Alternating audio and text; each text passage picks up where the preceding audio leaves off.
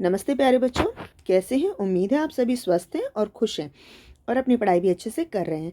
आज मैं आपको करा रही हूँ आपकी वर्कशीट नंबर 141। यह आपकी मैथ्स की वर्कशीट है, क्लास 4 की वर्कशीट है, जो कि आपको दी जाएगी 24 दिसंबर 2021 को। और आज हम इसमें क्या करेंगे? Find and compare the parameter. Parameter निकालेंगे, यानी कि हम क्या निकालेंगे? परिमाप निकालेंगे। ठीक है। और परिमाप कैसे होता है? जब कोई भी चीज़ उसके चारों तरफ यहाँ से शुरू कर कर पूरा जब हम प्लस करते हैं, जो भी एरिया है, जो भी ये चार दीवारी है, तो वो ये इसका परिमाप कहलाता है। ठीक है।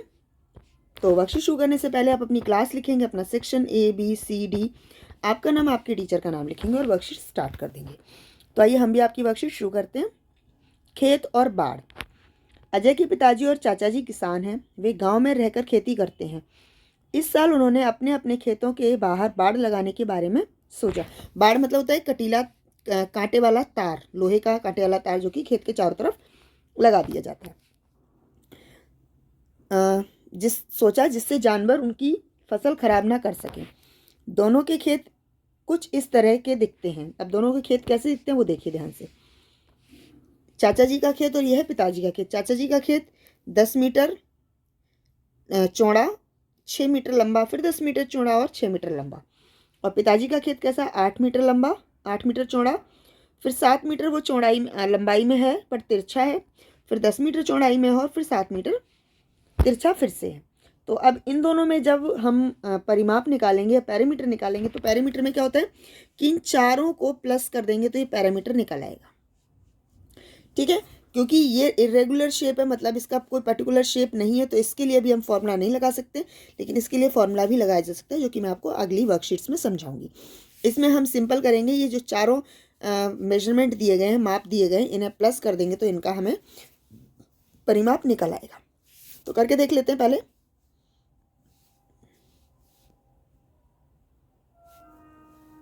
ठीक है, चलिए।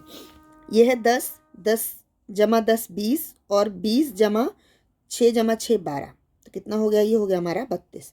चाचा जी का जो एरिया है उसे उन्हें कितने मीटर तार की ज़रूरत होगी? 32 मीटर तार की। अब पिताजी का जो एरिया उसको देख लेते हैं। 8 जमा 7 जमा 10 जमा 7। तो 7 7 14 जमा 10 और जमा 8 18। ठीक है। 8 4 12 और 2 और 2 1 और 2 2 और 1 3, यानी कि 32 मीटर। चाचा जी और पिताजी दोनों को ही 32 मीटर तार की ज़रूरत है, क्योंकि इनका जो परिमाप है दोनों खेतों का वो बराबर है। ठीक है। जब उन्होंने बाड़ लगाने वाले को बुलाया तो उसने दोनों ही खेतों पर लगने वाली बाड़ की लंबाई 32 मीटर बताई, जो कि हमें भी मिल गई है। अजय यह सोचकर आश्चर्य में पड़ गया कि दोनों खेतों की आकृति अलग अलग होने पर भी बाड़ की लंबाई एक जैसी कैसे हो सकती है।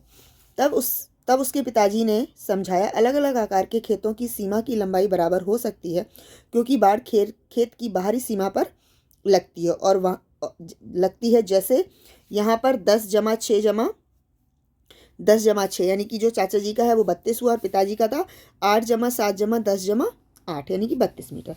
तो दोनों खेतों की बाहरी सीमा की लंबाई बराबर हो सकती है। ठीक है, 32 मीटर हो गया। अब आगे देखते हैं। अब इसमें प्रश्न पूछे गए हैं कुछ, इन प्रश्नों को पहले देख लेते हैं। क्या आप बता सकते हैं चाचा जी और पिताजी के खेत की बाड़ लगाने के लिए कुल कितने मीटर तार की आवश्यकता है? चाचा जी और पिताजी दोनों के लिए बताना है। तो चाचा जी की भी 32 थी और पिताजी की भी 32 मीटर थी। तो कितना हो जाएगा? ये हो जाएगा आपका 64 मीटर। 64 मीटर तार की आवश्यकता होगी। अगर उनके पास 100 मीटर तार है तो उनके पास कितनी तार बचेगी? तो कितनी तार बचेगी? हम 100 में से जब ये 64 माइनस कर देते हैं तो हमारे पास तार की संख्या निकल आएगी। 10 में से 4 गई 6, 9 में से 6 गई 3, यानी कि 36 मीटर तार बच जाएगा। अजय के पड़ोसी गजेंद्र ने भी अपने खेत में बाड़ लगाने की सोची। उसे कितनी तार की आवश्यकता होगी? अब अजय का खेत देख लीजिए, 11 18 15 और 23। इस सबको जोड़ देते हैं। 23 जमा 15 जमा 18 और जमा 11। तो कितना आ जाएगा? 8 1 9 10 11 12 13 14 15 16 और 17। 17 की 1 हासिल 1 1 2 3 3 2 5 और 1 6, यानी कि 67। उसे कितने तार की जरूरत होगी? 67 मीटर तार की। दोबारा जोड़ लेते हैं हम एक बार। 8 1 9 9 और 5 14 14 और 3 17। 17 की 7 हासिल लगी 1 1 2 3 3 2 5 और एक 6 67 मीटर। ठीक है। अगले दिन अजय खेतों में घूमने निकला। उसने सोचा कि वह उस खेत में घूमेगा जिसकी सीमा की लंबाई सबसे कम होगी, यानी सबसे छोटे खेत में जिसकी सीमा की लंबाई कम है उसमें घूमना चाहता है। बच्चों, क्या अब आप सबसे छोटी सीमा वाले खेत नंबर का पता लगाने में अजय की मदद कर सकते हैं? बिल्कुल कर सकते हैं। यहाँ पर लिखा हुआ है आपके पास खेत नंबर 1 2 3 और ये 4। तो हमें इसमें से पता लगाना है कि कौन सी खेत की सीमा सबसे छोटी है।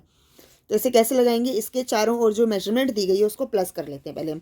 ठीक है। यह है 20 जमा 30 जमा 29। 20 जमा 30 जमा 29 कितना हो जाएगा?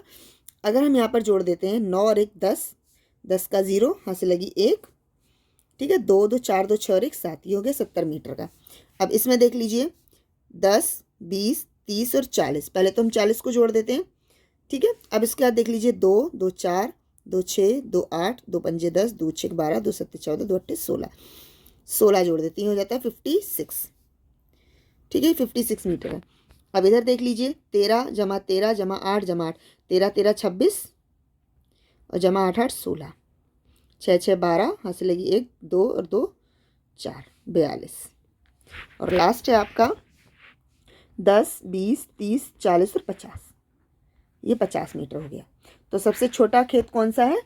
सबसे छोटा खेत है आपका खेत नंबर 4, क्योंकि इसकी जो चारों बाउंड्री में 50 आया।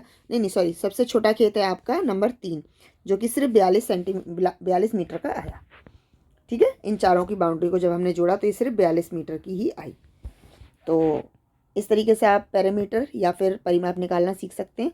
क्योंकि ये हमारी एक तरीके की शेप नहीं है तो इसमें हमने फॉर्मूला नहीं लगाया, नहीं तो इनका जो फॉर्मूला है वो भी लगाकर हम इनके परिमाप आसानी से निकाल सकते हैं। ठीक है। तो अभिभावकों, आपके लिए एक सजेशन है कि बच्चों को बताइए कि जो किसान है वो खेती कितनी कड़ी मेहनत से और कितने परिश्रम के साथ उगाते हैं। तो हमें खाना वेस्ट नहीं करना चाहिए, और बच्चों के साथ आप खाना ना वेस्ट करने के जो तरीके हैं वो भी डिस्कस कर सकते हैं।